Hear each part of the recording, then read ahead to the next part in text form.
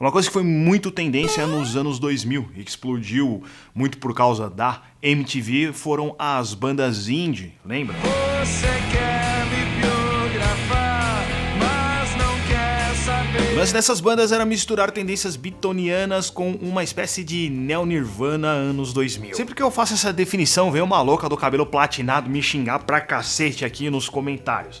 Mas entenda, você que é Z e se acha super hiper irado por gostar de indie, tem que entender que o seguinte, cara, as coisas naquela época eram totalmente diferentes de hoje.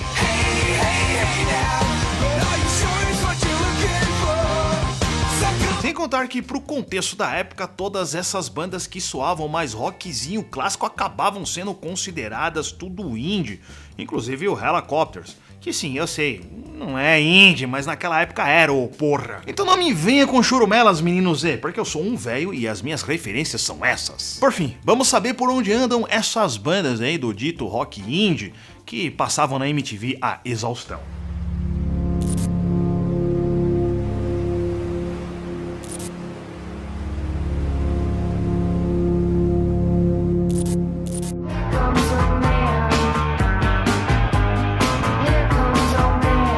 A primeira onda desse rock alternativo ou indie, ou até mesmo rock independente, é dos anos 90, com bandas que tinham uma certa influência do grunge, mas não eram sujas e tortas o suficiente para serem consideradas grunge. Tinham um toque mais cabeça intelectual no som, e no final eram esquisitas pro cenário musical da época.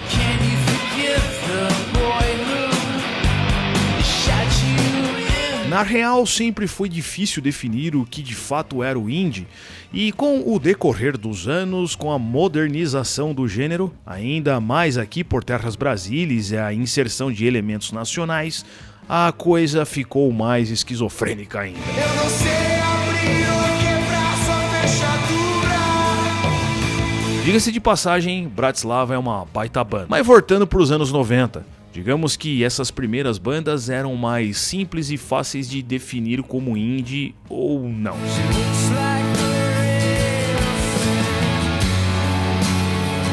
Vocês estão ligados que o rock é mutante, pode incorporar elementos de outras sonoridades e outros subgêneros, mesmo você achando isso ilegal ou não. Então o indie rock passou a ser várias coisas ao mesmo tempo numa nova geração 2000iana, que juntava essa referência, essa essência meio beatoniana e nirvaniana.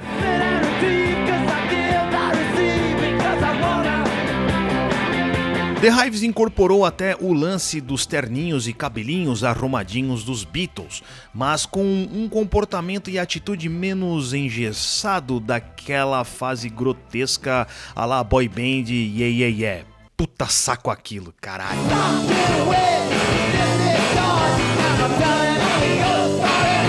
A primeira bolacha deles foi de 97, mas a explosão veio a partir dos anos 2000 e desde então eles seguem com 6 discos em sua história, sendo o último de 2023.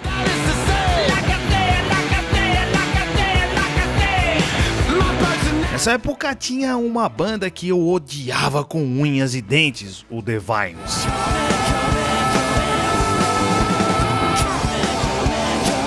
Cacete, aquela cara pálida de menino inglês doente nas últimas no hospital, meio blasé na noia do vocalista Greg Nichols, me irritava pra um caralho.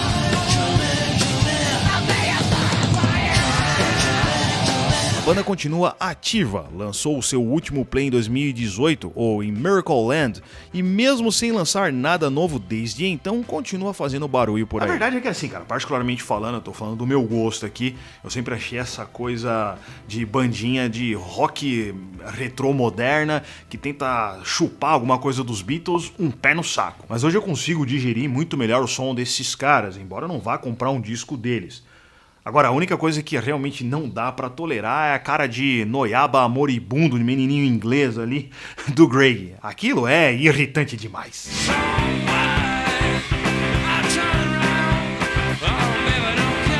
Ah, um detalhe, era a mania dessas bandas neo-indies da época de colocar sempre um D antes do nome oficial. E uma banda que usou e abusou desse elemento retro rock foi o Strokes.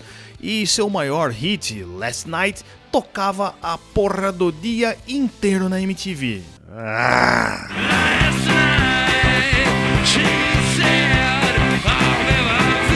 Um dos fenômenos do dito indie, que hoje alguém pode dizer que não é indie, o Strokes continua vivo. Seu último trampo foi o New Abnormal, de 2020.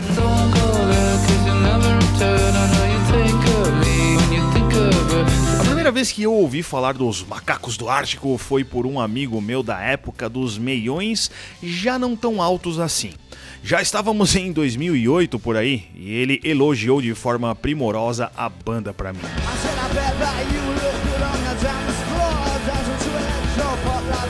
Em comparação aos seus amigos de cena, o Arctic Monkeys, entre aspas, é uma banda tardia, mas que ganhou seu devido reconhecimento e mesmo sem a MTV para fludar nossos ouvidos hoje em dia, ainda estão na estrada. E seu último trabalho, The Car, nasceu em 2022. So if you wanna walk to the car.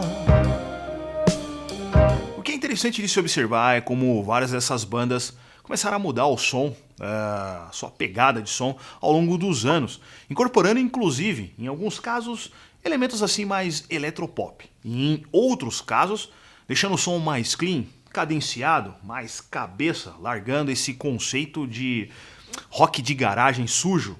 Enfim, envelhecemos, né?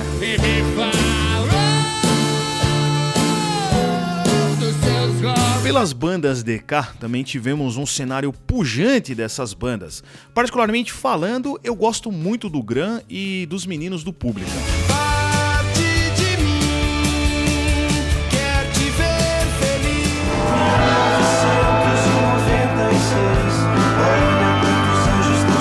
Mas o que pegou o mainstream desse rolê todo foi o Cachorro Grande, que assim como The Hives incorporou bem esse espírito à la Beatles de terninhos e um toque de rock anos 60.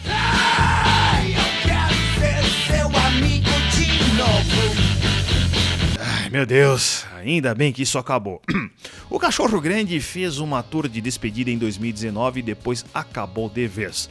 Triste pra quem gostava. E a gente sabe, que a gente sabe.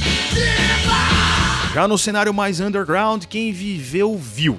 Em algum rolê da Alts, o Forgotten Boys, lembra?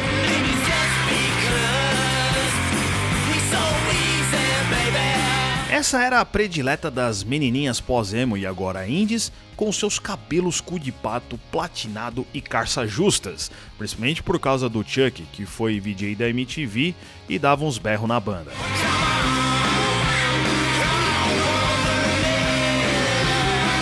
Eu brinco, mas eu sinto a saudade dessa porra toda. A banda continua viva e tocando pelos underground do Brasil. Nem eu sabia disso.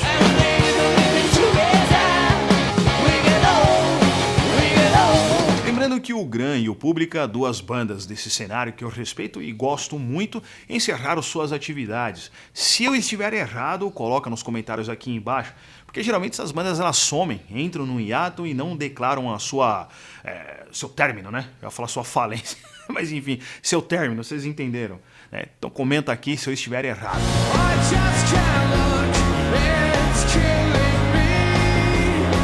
Seguiram com as de alguma coisa, The Killers é mais uma banda engravatada com aquele resgate do classic rock.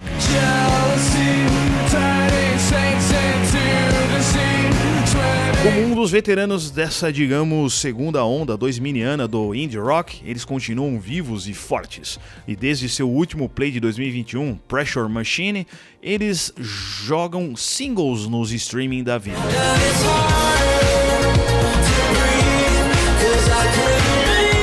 Tivemos também uma versão mais simplificada do som indie, foi o The White Stripes, um casal que passou por anos como uma dupla de irmãos, marketing afiado, né?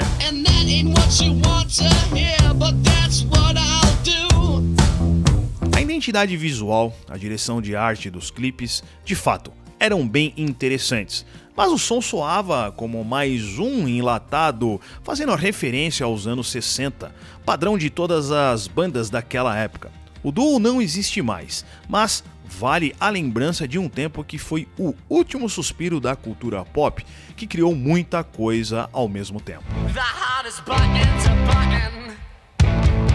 The hardest button to button. Eu faço as minhas críticas e tiro um sarro, que é perfeitamente normal, o espírito do canal, mas essa época aí faz falta pra cacete. E embora o indie atual, né, de 2010 pra cá pelo menos, ser uma coisa totalmente diferente daquela primeira safra dos anos 90 e depois ali dos 2000, incorporando inclusive aí elementos da música eletrônica, toda essa geração, como eu disse, dos anos 90 e do 2000 foram assim extremamente importantes para o cenário rock. Deu uma bela reciclada e levou um som mais pesado, mais trampado, para uma molecada que nunca tinha ouvido falar o que era rock. E se você é como muitos aqui do canal e acha que os anos 2000 foram imprestáveis, dá uma sacada nesse vídeo que eu fiz aqui, falando sobre discos e algumas bandas que nasceram naquela época e que podem te agradar. Dá uma sacada no vídeo aqui, aguardo vocês lá. Até a próxima, forte abraço, falou!